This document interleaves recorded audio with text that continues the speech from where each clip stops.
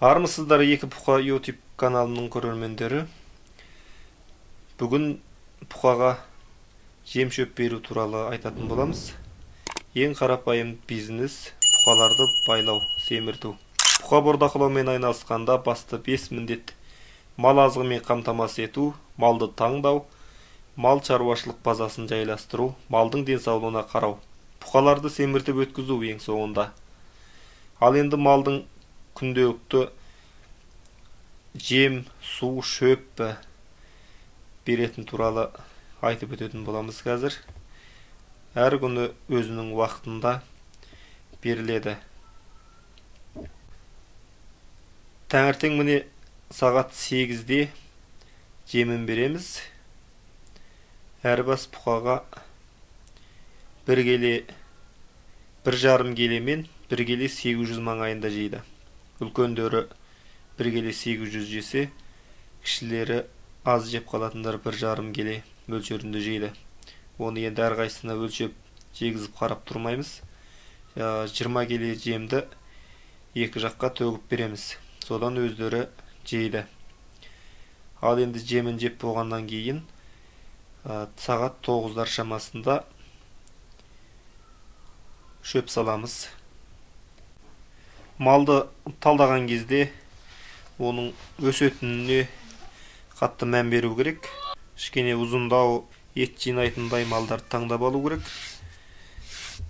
Панчалардың сағат 9-да беретін шөбін сағал жатырмыз қазір. Қазір барып шөптен барып алып кеп, шөпті сосын барып салатын боламыз. Шөпті аламыз.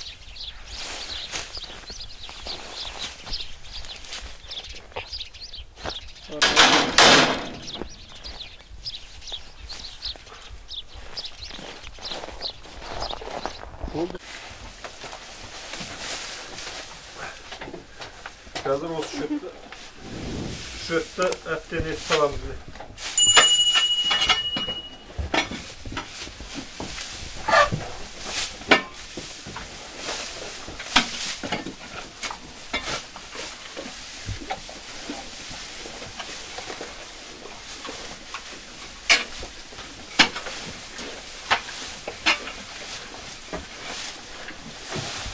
Жақында түсін жерде. Енді ана жақта саламыз. Мыналарды ашыға тұтау керек. Астына шашырап.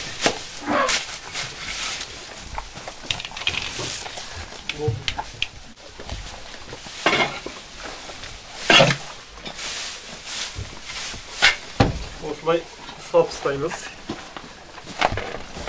10 кетті, 10 минут кетті 9-дан.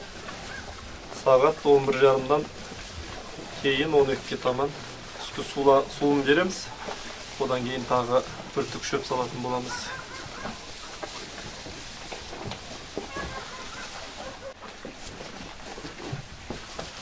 Шөптерін жеп жатыр. Барлығы сиып тұр. Қора 9-да 4 метр ені, 4 метр. Бер жағында адам жүретін жолы бар. Шөп бәрін салатын. Сосын ар жағында мал оңаша тұрады. Бұйырса осы жерге байлайтын боламыз осыларды. 12 бас сияды. Соған туралап осыларды алып қалдым. Бұл пухалар 1 жасқа толмаған бордақыланып жатқан пухалар. Көптеген аға-інілеріміз бордақымен айналысып жатыр. Өйткені жай малға қарағанда бордақыланған малдың бағасы жақсы болады. Бұның енді жем шөбі де қымбат. Сондай болса да пайдасы жақсы. Еңбегі де ауыр болады енді. Еңбегі де қатты, жемісі де тәтті дейді ғой.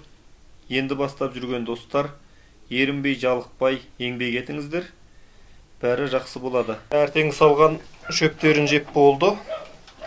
Енді суын беретініз. Сағат 11:40 болды.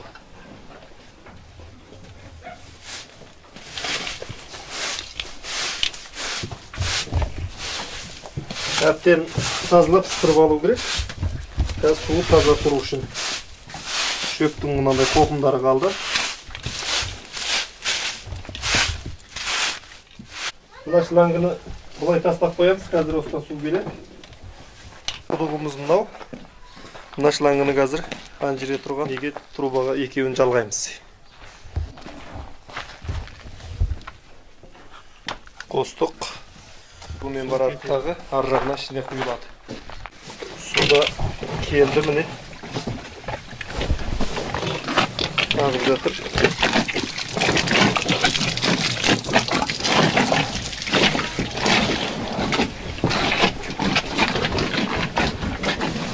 Осындай су беру режимі сағат 11:40-тан кейін 12-ге дейін ішіп болады. Сосын шөбі саламыз.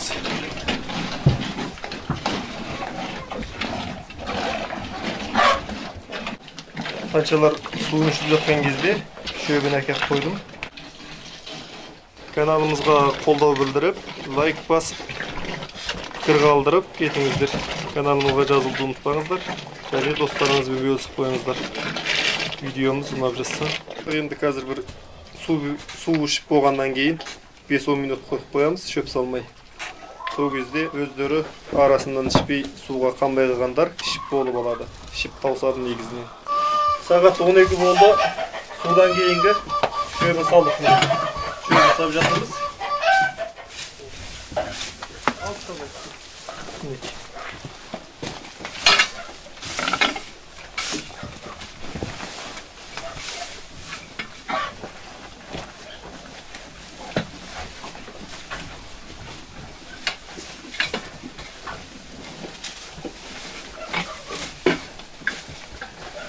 Осымен түскі шөбі салып болдық. Енді кешкі жемін салатын боламыз. Кешкі жемін беріп жатырмыз.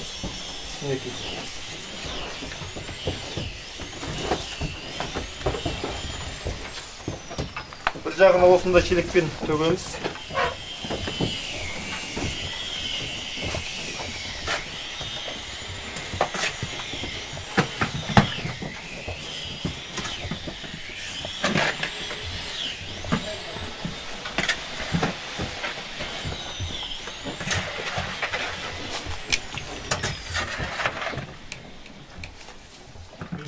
Жемдерін жеп жатыр, міне кешкісінгі кешкі жемдерін.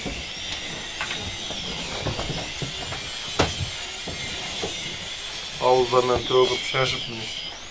Мұн жақта 6 отыр.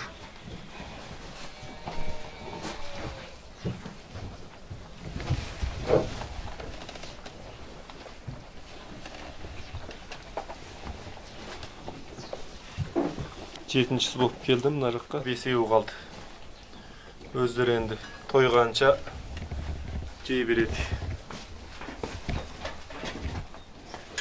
Мынау жемнің ең дәмдісін іздеп жүрген. Қорқып жүрмін қадан. Өз орныма барайын деді ғой. Ең соңында міне барды. Қазір мына жемді жеп болғаннан кейін жарты түк жоңышқа жейді. Сосын болды.